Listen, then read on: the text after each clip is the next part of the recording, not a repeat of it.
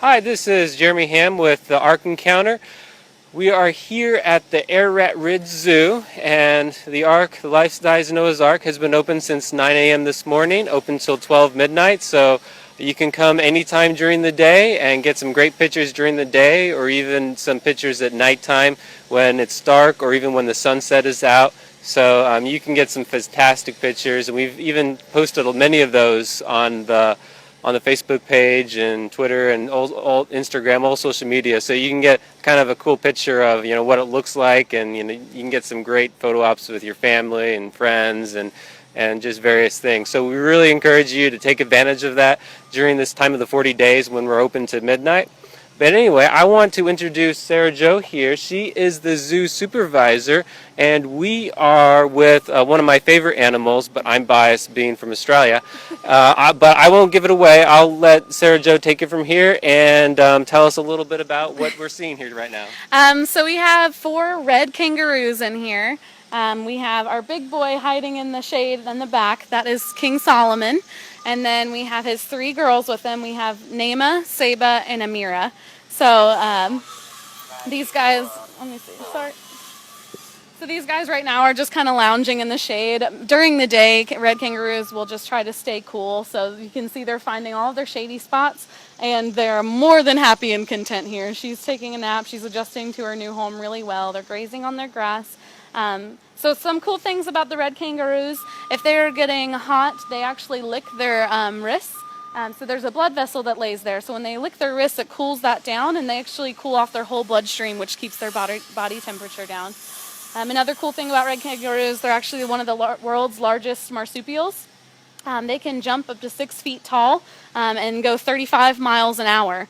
So they're really powerful, those big hind legs. The males, so Solomon will get up to 6 feet tall when he's full grown. They're really muscular. You can see his chest if he comes around to us. And then the females usually get around 3 feet tall, so they're much smaller. But these guys, let's see, what else about them? Oh, one of the coolest things that I think about red kangaroos, when the females give birth, their baby is only the size of a cherry, if not a little bit smaller. So the baby is born and only has front legs and a head, doesn't even have back legs. They follow a trail that the mother licks up to the pouch, into the pouch, and they stay there for the rest of the time for it to develop. So she can actually have one baby in utero, one in the pouch, and one outside on the ground still nursing, which is amazing.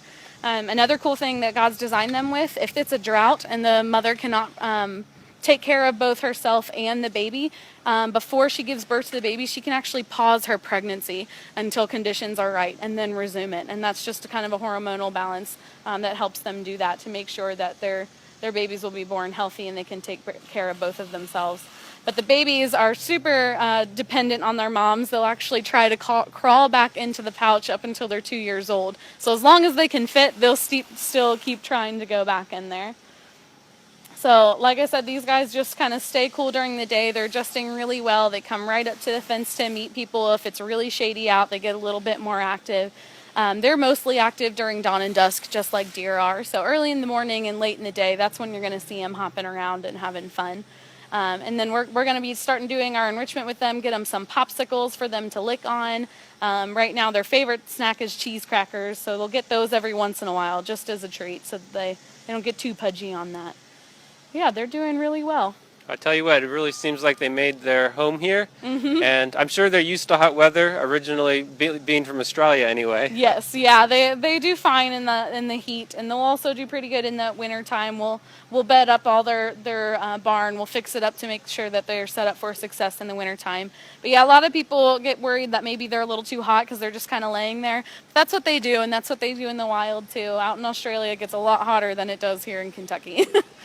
So since the last time we did a live stream, the kangaroos have now been introduced. They're new here.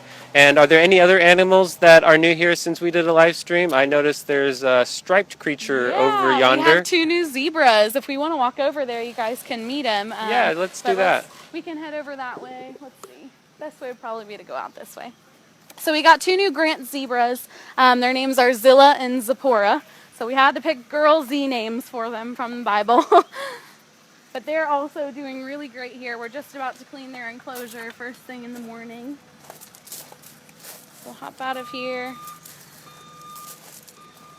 We'll see if Zipporah will come up to us around the back. So you can see the kangaroos are kind of standing up now that we're out of there. They're checking out what's going on in the day. And eventually you'll be able to have kangaroos, even kangaroo encounters, when people are walking along the path and all Yeah, that, right? that's our goal. We'll either try to do some sort of walkthrough where people can either go in or we can bring them out. That's kind of long term right now. These guys are still adjusting to their new homes, and then we're hopefully just going to try to get them used to all of that over time. We're going to take it one step at a time, though. So what do we have on our left here? On our left is our petting zoo area, so we are using Honey Hills Farms to help us get all of this ready for us until our goats that we've purchased are ready to go. So these guys are doing great. They're a huge hit. All the kids love them, so they can go in there and play with them as long as they want. We're going to go right through this gate here. Thank you, Ariel. We're just making our way to see some of the zebras, some of the new animals since we've done a live stream here. And if you guys have any questions, just go ahead and post them, and we may answer a few of them here today. So Zilla is doing really well. Oh, one question we had was, how old are the kangaroos? Oh, the kangaroos are 2.5 years old, so they're still not full grown. They'll get a little bit bigger, especially the male. He'll keep growing quite a bit. But they're 2.5 years old now. They can live up to about 25 years in captivity, so they're still pretty young. So this one right here is Zipporah. Let's see if we can find Zilla. Zilla was a little bottle-fed baby, so she loves to be petted on. She loves attention. So right now, sometimes she's in here munching on her head. There she is. Zilla, wanna come up here, baby girl? Yeah, hi, baby. So she is really, really sweet. She loves to get scratched. Hi. Zipporah's a little bit more skittish. She's still meeting everybody and figuring out her new home, but she's doing well, eating great. Our vet visit was recent. Everybody's in pretty great health, so we'll try to get them all out and ready to go soon. So they're very friendly. Yeah, she is, especially because she was bottle fed, so this is what she's used to, human cool. interaction. Come on, baby. So these guys are Grant zebras. It's a type of plain zebras, one of the smallest. And actually our Zorse and Zonky at the museum, this is what their father looked like. Oh, cool. Yep. And one cool thing we did find out too, everyone asks if they are black with white stripes or white with black stripes. And you're kind of right both ways. So as you're looking at them, they look like they're white with black stripes. But when they're embryos, they're actually black first, and then they develop the white. So they're actually black with white stripes first. I tell you what, I think this zebra likes the camera. Yeah, she's a little star. Come back out, sweet girl. Yeah. What do they like to eat? They love carrots. So they get a special zebra pellet to make sure they're getting all of the nutrients that they need here. And they also get hay. And then we'll give them carrots as treats and lettuce and all sorts of produce. They're not too terribly picky. But they do just eat veggies and grain. Do you have any other questions about the zebras? Any other questions? Can you see them now? Yes, yeah, they actually, if you come around, they can go around to the outside. So the first when people come in, they're going to see the kangaroos first. And then as they walk around, they'll see our llama alpaca exhibit demonstrating the camelid kind. And then they'll come right around to our zebra exhibit.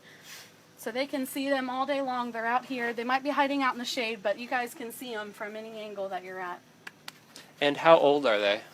They're about 3 years old. So they are full grown. They are one of the smallest types of zebras. Come back up. Thank you. She wants to come out and see everybody.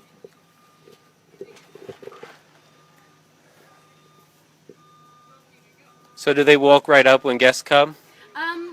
Since they're not getting a whole lot of interaction with the people for now, they'll kind of stay up by the fence because they're really curious, but they don't come like right up because people can't pet them. just for safety, because these guys are still pretty wild. So one way that zebras will greet each other is they'll kind of nibble at each other, and that's not anything aggressive, but that's a trait that God's given them. So when she comes up to us, sometimes she'll do that, and it's not being mean, that's just what she is. So we have to be careful and make sure that everybody's safe and everybody's fingers are safe too. So. Oh, sure, that's very important. Yeah. So we want to make sure experienced people are the ones that are messing around with them the most.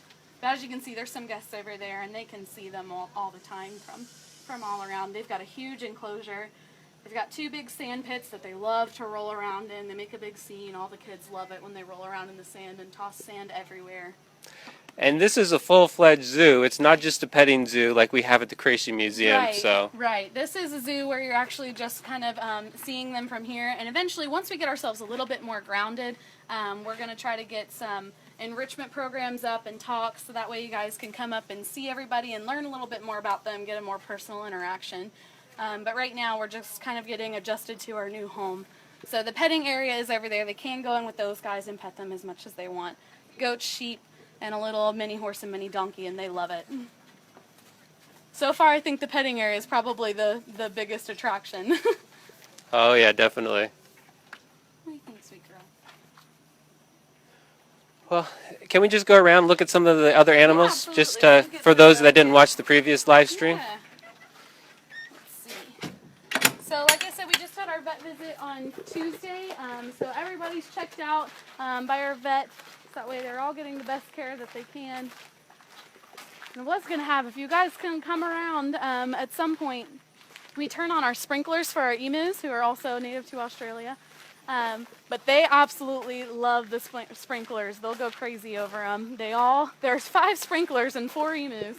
And for some reason, they all want to sit on the same one, even though there's 5 of them.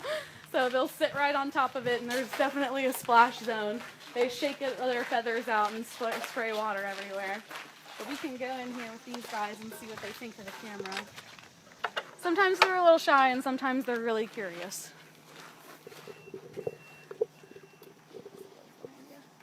So here we have the emus. And where are they originally from? They're also native to Australia. Yep. Maybe my second favorite animal. Here. So let's see. There are actually 4 in here. Are you going to come up and say hi? Or are you going to walk away? Yeah. Sometimes they're a little shy, and then other times they really want to be petted. So these guys also, they can't sweat, just like your dog can't sweat. So what they do is what this guy right here is doing. He'll open up his mouth, and he's going to try to untie your shoes. Oh, why thank you, but I would like to keep them tied. They really like shoestrings. What do you think, bud? So anyway, they pant just like a dog does to keep them cool, to keep their body cool. He really likes the color of your shoes. Come here, bud. Yeah. Are you going to come say hi? This is actually one of my favorites. What do you think, bud? You need to not peg shoelaces. Or the cord. And I noticed the emu has, speaking of blue shoes, has a little bit of a blue color on his head, kind of. They do. They have a blue tint on the side of their head, especially if you catch it in the right light. Are you going to come up and say hi? No. You just want to eat the shoestring, don't you? Yeah, they do have that bluish color on the side. And these guys are also still juveniles, so they still have a lot of growing to do. Our other 2 must be laying down in the corner over there. But as you can see, they're not mean at all. They're very, very curious, though. Oh, yeah, for sure. I think he likes the color of your shoes. Every time that I come outside the gate or the fence, I see them run right up to you. It's really cool to see. They're very, very curious, and they love to be loved on by our zookeepers. And hopefully we'll also have some sort of interactive program with them as well, where people might be able to come up and feed them, as long as they'll adjust to that, okay? And just a warning, if you wear blue shoes... Yeah, they apparently really like the blue shoes. As you can see, they're really friendly. He's not being mean at all. He's just curious and silly. Just a little tiny peck. Yeah. What do you think, bud? And they both like it. They do. Hey, what are you doing? What are their names? Right now, they currently don't have names yet because we have to see if we can do the blood type test to see if we can find out their gender. So you can't really tell just by looking at them or their features until they're a lot older and since they're young. If We can't find out their gender if it's a little too expensive because it is a really expensive test. Guys really like the shoes. We'll probably stick with books of the Bible, maybe like Genesis and Deuteronomy and Leviticus. And we'll probably skip Numbers though because nobody probably wants to be Numbers, huh? I tell you what, if you need a toy for them, I think you might know what to get them for Christmas. We'll get them blue shoes for Christmas. But we are going to get them some balls. They really like to play with the weasel balls, the ones that move around. He's going to try to come peck your cord. I'm glad they're coming up to you guys. Yeah. As you can see, they're not shy at all. For sure. He's also pecking at the grass, too, so that's good for him. Perhaps if you come see the emus from outside the fence, bring blue shoes and see what they do. It's good enrichment for them. Stimulating things for them to look at. And then we also have the yaks way out there. You might be able to zoom in on them, but they're not coming up to the fence just yet.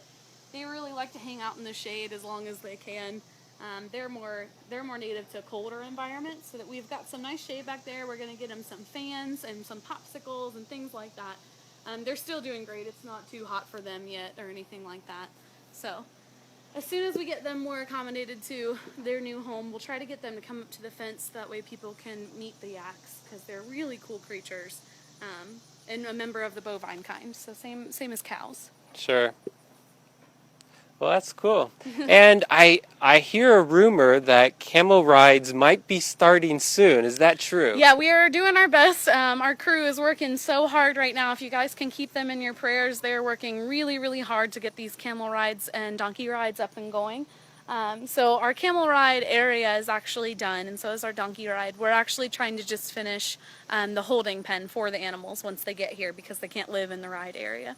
So our horticulture team is working really hard to get that done. They're doing an awesome job. It's amazing how fast they move. But if you all can keep them in your prayers as they're finishing that up. Are you being cuddly now? So we'll try to have that as soon as we can. For sure. Yeah, and we will announce it on the website when they're open, so you all know when to plan your trip if you want to make sure. And don't forget about the camel rides at the Creation Museum, because they are open right away, and you can go, and that is one of the most popular things to do there over at the petting zoo. So keep that in mind. Say hi to Gomer and CJ. Yeah, say hi to Gomer and CJ. So you used to work at the Creation Museum petting zoo? Yes, I did. Yeah, I worked in the petting zoo there for 8 years, and then I started this job here. So I am missing my camels. I need my camel fix. I'm just excited to get the camels as you all are. Oh, that's cool. Well, let's go up to the fence with the yaks just to get a little closer up.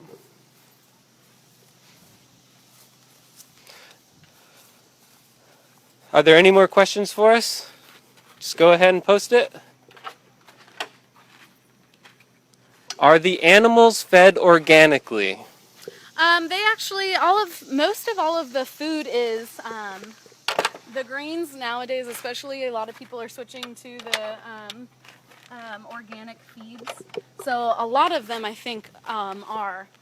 They're not receiving, and then all of their produce too is usually organic.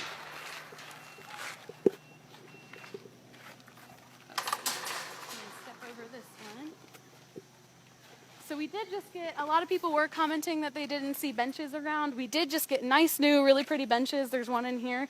So you can come in and sit in the shade and watch the yaks for a little bit. Their hay feeder is all the way up at the front, so they'll usually come up to eat a little bit. Hi, Kim. So here's our yaks out there. They are officially named. So Mama Yak, the biggest one right there, is Esther. And then her little steer calf, his name is Mordecai. And then the other little boy is Xerxes. And the last little girl is Hadassah. I tell you what, I mean, it's not only cool to see the yaks, but see the beautiful scenery that's surrounding them. Oh yeah, we are all jealous of the yaks' view, because once you're in there too, you get a perfect view of the Ark over here. And then you also get the beautiful hills of Kentucky, and I'm sure in the fall it's going to be absolutely gorgeous.